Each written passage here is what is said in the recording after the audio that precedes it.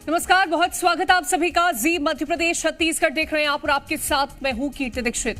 एक तरफ जहां प्रधानमंत्री आवास योजना के तहत गरीबों को आवास देने की योजना लाई गई और इस योजना के तहत गरीब वर्ग की मदद करने की बात कही गई, तो वहीं दूसरी ओर जमीनी स्तर के अधिकारी ही योजना को पलीता लगाते नजर आ रहे हैं।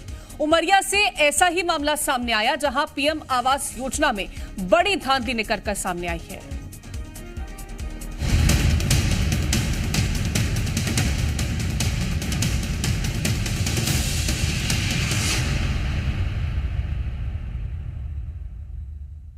उमरिया जिले में एक ऐसे फर्जीवाड़े का खुलासा हुआ जो कि कई जिम्मेदारों पर सवाल खड़े कर रहा है।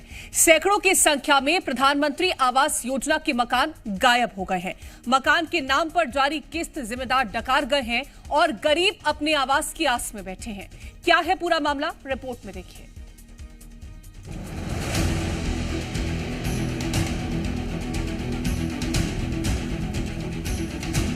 आदिवासी क्षेत्र उमरिया जिले में सैकड़ों की संख्या में प्रधानमंत्री आवास योजना के आवास गायब हो गए हैं। सुनकर हैरानी तो होगी, लेकिन जी मीडिया आपको भ्रष्ट सिस्टम की एक ऐसी रिपोर्ट दिखाने जा रहा है जहां आदिवासी हितग्राहियों को प्रधानमंत्री आवास योजना का लाभ महज कागजों में दे दिया गया और योजना की राशि बिचौलियों ने डकार ली। मामला जिले के ट्राइबल ब्लॉक पाली का है, जहां के दर्जनों गांवों के गोंड आदिवासी समुदाय के हितग्राहियों के आवास स्वीकृत हुए और योजना के तहत अलग अलग किस्तों में राशि खाते में अंतरित की गई और राशि का आहरण भी कर लिया गया, लेकिन हितग्राही को इस बात की भनक तक नहीं लगी। हितग्राही जब पंचायत दफ्तर में आवास की मांग करने पहुंचे तो पता चला कि आवास पोर्टल में उन्हें लाभ दिया जा चुका है। पाली ब्लॉक के मुदरिया, बरहाई, करकटी, चंदनिया, कठई, कुरकुचा, जमुड़ी, मलाचुआ, इटौर, मिड़की, ममान के हितग्राहियों के साथ ग्राम पंचायत के रोजगार से लेकर जनपद में बैठे अफसरों ने ऐसा खेल खेला कि अब हितग्राही योजना के लाभ से वंचित हो गए और सरकारी योजना को करोड़ों की राशि का गबन भी हो गया। कच्चे मकान में रहते हैं सर, हमारे घर नहीं है। हमारे घर को पता नहीं आवास आया था, आवास पता नहीं कहाँ चला गया।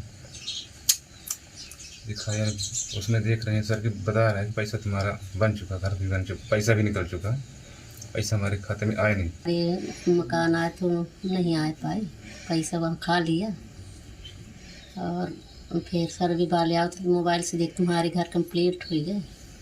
हम कहते हैं कि यहाँ नहीं हुआ, कहाँ से कंप्लीट।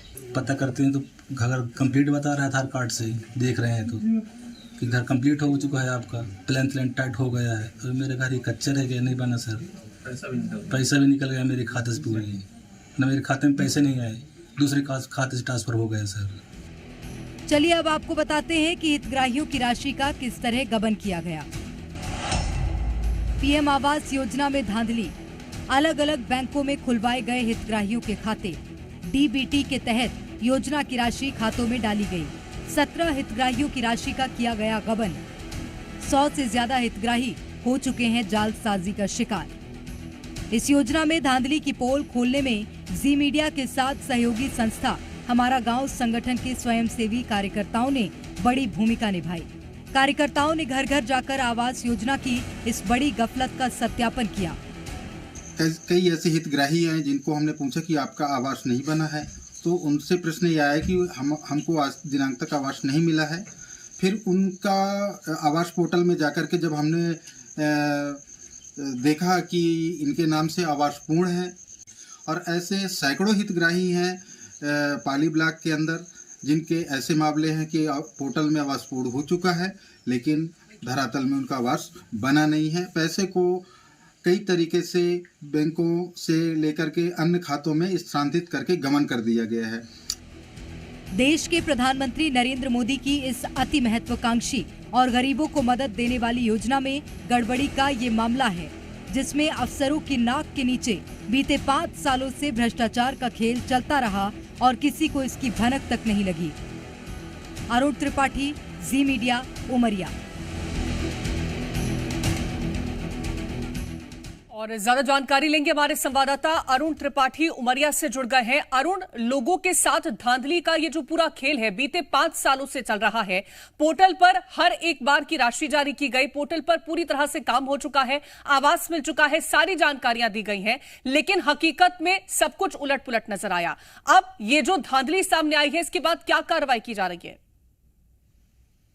जी बताना चाहूंगा कि जो केंद्र सरकार है डायरेक्ट बेनिफिट योजना के माध्यम से जो लाभ आम जनता तक पहुंचाना चाह रही है उसके सीधे सीधे तौर पर ये गबन का मामला है। और इस पूरे मसले पर अगर देखा जाए तो जो आदिवासी बाहुल्य गांव है उमरिया जिले का पाली ब्लॉक का, वहां जो अभी सूत्रों से जानकारी है कि सैकड़ों आवास गायब कर दिए गए हैं। जी मीडिया के पास जो दस्तावेज मौजूद हैं वो 17 ऐसे आवेदक हैं जिनका सत्यापन कराया जा चुका है कि इन्हें आवास योजना का लाभ नहीं मिला। जी अरुण, इस बात की भी जानकारी दीजिएगा कि अब तो ये सारी जानकारियां सामने आ चुकी हैं कि किस तरह से धांधली इस पूरे मामले को लेकर के की गई है। अगर कार्रवाई को लेकर के बात की जाए तो अभी तक इस मामले में कार्रवाई क्या की गई है और वो कौन कौन से ऐसे लोग हैं जिनकी मिलीभगत इसमें शामिल बताई जा रही है? निश्चित रूप से ये एक रैकेट है जो ग्राम पंचायत स्तर से लेकर के, और इसमें जिले के अधिकारी शामिल हैं जो इस आवास योजना की राशि की निकासी करते हैं। एक रैकेट इस तरह से काम किया इस पूरे मामले में। आप देखिए कि योजना की राशि स्वीकृत कराई जाती है और जो हितग्राही है उसका खाता जिले के बाहर बैंकों में खोला जाता है। इसमें Punjab national bank, HDFC, ICICI बैंकों में हितग्राहियों के खाते खोले गए और उनकी अलग अलग किस्तों में राशि जारी की गई। इस मामले का खुलासा प्रभारी मंत्री के सामने किया गया है और तो ये खुलासा हो चुका है। आने वाले वक्त में इस मामले को लेकर के क्या कार्रवाई देखने को मिलती है वो देखना बहुत महत्वपूर्ण होगा। बहुत शुक्रिया आपका तमाम जानकारी पहुंचाने के लिए अरुण। और अब बात करते हैं मध्य प्रदेश में बढ़ते रेत माफिया के आतंक की, जो कि इस कदर बेखौफ है कि ये किसी को कुचलने से पहले सोचते तक नहीं है। सिंगरौली से ऐसा ही मामला सामने आया तो वहीं शहडोल से हैरान कर देने वाली वारदात सामने आई। सवाल यही कि आखिर कौन दे रहा है रेत माफियाओं को शहर?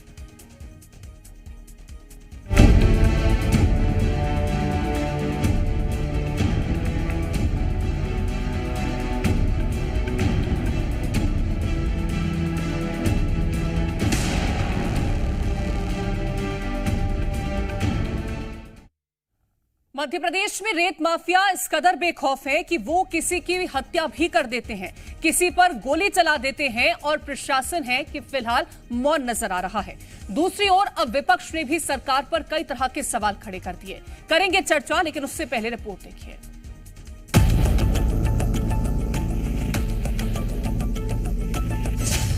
मध्य प्रदेश में बेखौफ रेत माफिया।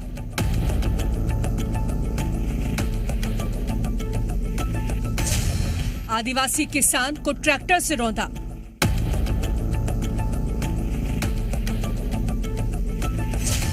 विपक्ष का सवाल, कब रुकेगा अत्याचार? मध्य प्रदेश के सिंगरौली जिले में अपराधियों के हौसले इतने बुलंद हैं कि किसी भी बड़ी वारदात को अंजाम देने में पीछे नहीं हटते। ताजा मामला जिले के गन्नई गांव का है, जहां एक रेत माफिया ने किसान को ट्रैक्टर से कुचलकर मौत के घाट उतार दिया। मामले में कांग्रेस हमलावर हो गई और अब प्रदेश के बड़े नेताओं ने ट्वीट कर सरकार पर सवाल उठाए हैं। सबसे पहले पीसीसी चीफ जीतू पटवारी का ये पोस्ट देखिए, जिन्होंने सोशल मीडिया प्लेटफॉर्म एक्स पर लिखा कि मध्य प्रदेश में अंतहीन हो चुकी आदिवासी उत्पीड़न की एक और सनसनीखेज घटना अब सिंगरौली से सामने आई है, जहां गन्नई गांव के गरीब आदिवासी इंद्रपाल अगरिया पर रेत माफियाओं ने इसलिए ट्रैक्टर चढ़ा दिया क्योंकि उसने अपनी फसल पर ट्रैक्टर चढ़ाने से मना किया था। वहीं मामले में पूर्व मुख्यमंत्री कमलनाथ ने भी सरकार को घेरा है। उन्होंने लिखा कि मध्य प्रदेश में आदिवासी अत्याचार की एक और जघन्य घटना। सिंगरौली जिले के गन्नई गांव के करीब आदिवासी भाई इंद्रपाल अगरिया के ऊपर बीती रात्रि को रेत माफियाओं ने ट्रैक्टर चढ़ाया, जिससे आदिवासी भाई की मौत हो गई। मुख्यमंत्री जी, कब रुकेगा अत्याचार? एक तरफ विपक्ष के ये सवाल हैं, तो वहीं दूसरी ओर प्रदेश में रेत माफियाओं के बढ़ते हौसले, जिन पर फिलहाल कोई अंकुश लगता नहीं नजर आ रहा है। अब जरा मध्य प्रदेश से ही एक और तस्वीर देखिए, जिससे आप खुद अंदाजा लगा सकते हैं कि रेत माफिया किस कदर प्रशासन और कानून को ठेंगा दिखा रहे हैं। मामला शहडोल का है, जहां रेत माफियाओं के हौसले इतने बुलंद हैं कि अब जनप्रतिनिधियों समेत आम लोगों पर जानलेवा हमला कर रहे हैं। ऐसा माफियाओं के आतंक का एक सीसीटीवी फुटेज सामने आया है, जिसमें रेत माफियाओं के गुर्गे शासकीय रेत ठेकेदार निजी वाहनों और चेकपोस्ट नाकों पर तोड़फोड़ करते हुए कर्मचारियों पर फायर कर जानलेवा हमला कर रहे हैं। ये वारदात शहडोल के देवलौंद थाना क्षेत्र की है। मामले में पुलिस ने 2 आरोपियों को गिरफ्तार किया है, वहीं कई लोगों के खिलाफ मामला दर्ज भी किया। मध्य प्रदेश में यूं तो कानून और लोगों की सुरक्षा के लिए कई बड़े बड़े दावे किए जाते हैं, लेकिन उन दावों के बीच ये रेत माफिया कई तरह के सवाल खड़े कर रहे हैं, जो कि प्रशासन की कार्यप्रणाली पर कई तरह के सवाल खड़े कर रहे हैं। ब्यूरो रिपोर्ट, जी मीडिया। तो एक तरफ रेत माफिया का आतंक प्रदेश में बढ़ रहा है, वहीं दूसरी ओर मामले पर सियासत भी खूब देखने को मिल रही है। जहां कांग्रेस इस पूरे मामले को लेकर सरकार पर हमलावर है, तो वहीं दूसरी ओर बीजेपी का कहना है कि सरकार अपराध के खिलाफ जीरो टॉलरेंस की नीति पर काम कर रही है। मध्य प्रदेश की सरकार में माफिया हावी हो रहे हैं, क्योंकि जिस तरीके से सिंगरौली की घटना हुई, अगर पुरानी घटनाओं को, जिसमें रेत माफिया ने हमारे यहाँ के एक आईपीएस को कुचला था, हमारे यहाँ के अनेक नागरिकों को बर्बरता का शिकार बनाया था, अगर उस समय कार्रवाई हो जाती तो निश्चित तौर पर आज इस घटना को रोका जा सकता था। सिंगरौली की घटना दुखद घटना है, निश्चित तौर पर इस पर कड़ी कार्रवाई होना चाहिए, जिससे कि अगला कदम माफिया इस तरह से न उठाए। आरोप पूर्ण रूप से निराधार और झूठे हैं, और उतने ही निराधार और झूठे हैं जितने की कांग्रेस पार्टी निराधार और झूठी है। ये भारतीय जनता पार्टी की सरकार है, ये अपराधियों को किसी भी रूप में नहीं बख्शती। ये कांग्रेस नहीं है। जब एक कांग्रेस के गुंडे कुछ जाके पुलिस पर पथराव करते हैं, पुलिस स्टेशन पे पथराव करते हैं, और अगर उस पर कार्रवाई होती है तो बुलडोजर कार्रवाई के विरोध में भी खड़े होने, प्रदर्शन करने वाले ये कांग्रेस है। कांग्रेस आदिवासी समाज के खिलाफ खड़ी हुई पार्टी है, और भारतीय जनता पार्टी आदिवासी के सम्मान और अधिकार को दिलाने वाली पार्टी है। तो एक तरफ सिंगरौली और शहडोल में रेत माफिया के हौसले बुलंद हैं, तो वहीं दूसरी ओर शहडोल में हुई वारदात पर अतिरिक्त पुलिस कमिश्नर का बयान सामने आया। मामले में क्या कुछ कार्रवाई अब तक की गई है, सुनिएगा। सैका ग्लोबल जो रेत खदान ठेकेदार है, वहाँ पर कार्य करता है। बीते दिन वह अपने साथियों के साथ उस कार्यस्थल पर था। उसी समय 2 गाड़ियों में कुछ लोग आए, जिन्होंने उनके साथ मारपीट की, और मारपीट कर उनकी गाड़ियों पर जो थी उनको तोड़ दिया, और उसके बाद वहाँ से चले गए। आवेदक की रिपोर्ट पर से 12 लोगों नामजद लोगों के विरुद्ध एवं 20-25 अन्य लोगों के विरुद्ध थाना आवश्यक धाराओं में अपराध पंजीबद्ध किया गया है। उक्त अपराध में 2 आरोपियों को तत्काल पुलिस द्वारा गिरफ्तार कर लिया गया है। इसके अतिरिक्त जो शेष आरोपी गण हैं, उनकी गिरफ्तारी का प्रयास जारी है। तो एक तरफ सियासी बयानबाजी है, वहीं दूसरी ओर मामले पर उठते कई तरह के सवाल। और पहला सवाल ये कि रेत माफिया बेखौफ है, कार्रवाई आखिरकार कब होगी। दूसरा सवाल ये कि किसकी शह में रेत माफिया के हौसले इतने ज्यादा बुलंद हो रहे हैं। तीसरा सवाल ये कि अवैध रेत कानून को लेकर के आखिरकार बदलाव की जरूरत क्या है। और चौथा सवाल कि हर वारदात के बाद केवल बात कही जाती है, कड़ी कार्रवाई आखिरकार कब की जाएगी। और पांचवा और आखिरी सवाल ये कि नदियां छलनी हो रही हैं, अब इस पर एक्शन कब लिया जाएगा। ये कई सारे सवाल उठ रहे हैं। और इस बीच एक बड़ी खबर भी आप तक पहुंचा दे सिंगरौली से, जहां रेत माफिया की गिरफ्तारी की मांग की जा रही है और धरने पर ग्रामीण बैठे हुए हैं और अपनी मांग को सामने रखा है। आदिवासी की मौत के बाद ग्रामीणों ने घेराव भी कर दिया है और ग्रामीणों ने सरई थाने का घेराव किया। अब तक फरार हैं आरोपी, ये ग्रामीणों का कहना है, और अब उनकी गिरफ्तारी की मांग यहां पर करते हुए ये आदिवासी समाज के जो लोग हैं, जो ग्रामीण हैं, वो भी नजर आ रहे हैं। तो रेत माफिया की गिरफ्तारी की मांग करते हुए ये जो तमाम ग्रामीण हैं वो धरने पर बैठे हुए हैं।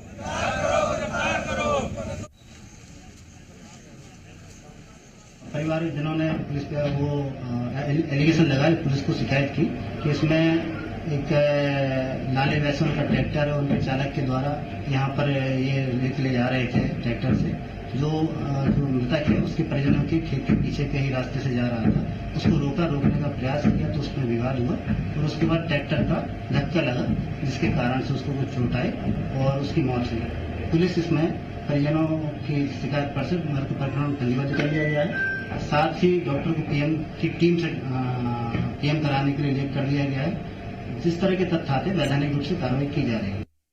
और ज्यादा जानकारी लेंगे संवाददाता अजय दुबे सिंगरौली से हमारे साथ जुड़ गए हैं। पुष्पेंद्र चतुर्वेदी हमारे साथ शहडोल से मौजूद हैं। सबसे पहले अजय दुबे आपका रुख करना चाहूंगी, सिंगरौली की बात करें तो अब लोगों में नाराजगी है, ग्रामीणों में नाराजगी देखने को मिल रही है, धरने पर बैठे हैं कि अब गिरफ्तारी की जाए। ये जो रेत माफिया हैं इनकी जो दबंगई है वो लगातार बढ़ती हुई दिखाई दे रही है।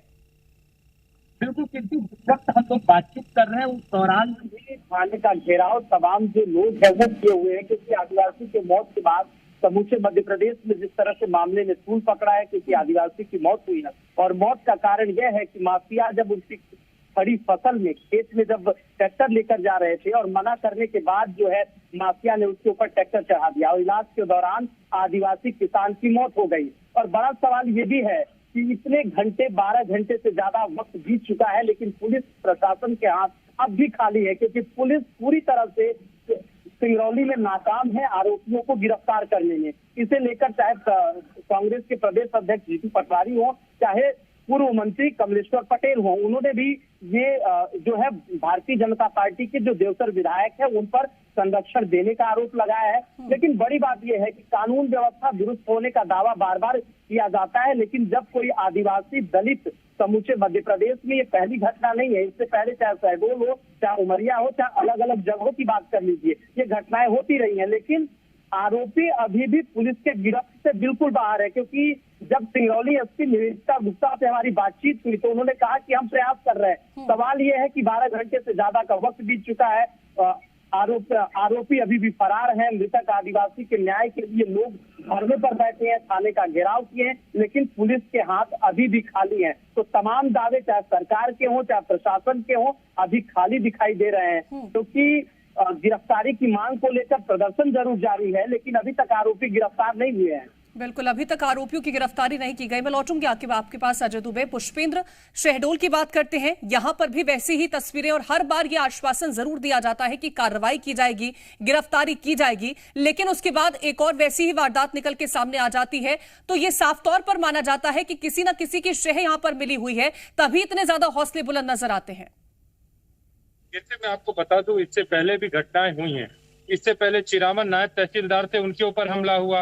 उसके बाद पटवारी प्रसन्न कुमार को कुचलकर माफियाओं ने मौत के घाट उतार दिया। ऐसा ही महेंद्र बागरी के साथ भी यही हुआ, कुचलकर उनको मौत के घाट उतार दिया गया। माइनिंग के ऊपर हमला हुआ और इस बार साकार ग्लोबल जो यहाँ पे शासकीय ठेका कंपनी है उसके लोगों के ऊपर नकाबपोश लोग आए और उन्होंने ताबड़तोड़ फायरिंग की और उनके साथ मारपीट की। हालांकि फायरिंग की बात पुलिस नकार रही है, लेकिन जो सीसीटीवी हमने दिखा रहे हैं उसमें साफ आवाज आ रही फायरिंग की, मारपीट की। ये जो घटनाएं हो रही हैं, कानून व्यवस्था की सुदृढ़ता की बात जितनी भी कही जाए कि कानून व्यवस्था प्रदेश में अच्छे हैं, लेकिन ये जो खबरें जो आ रही हैं ये दिखा रही हैं कि कानून व्यवस्था के क्या हाल है। ये आप इन तस्वीरों और इन सीसीटीवी बिल्कुल, दावे चाहे कितने भी कर लिए जाएं कि कानून व्यवस्था जो प्रदेश में है वो पूरी तरह से दुरुस्त है, लेकिन तस्वीरें कुछ और ही बयां करती है। बहुत शुक्रिया आप दोनों का तमाम जानकारी और तमाम तस्वीरें पहुंचाने के लिए। और फिलहाल के लिए इस बुलेटिन में इतना ही। आप देखते रहें जी मध्य प्रदेश छत्तीसगढ़।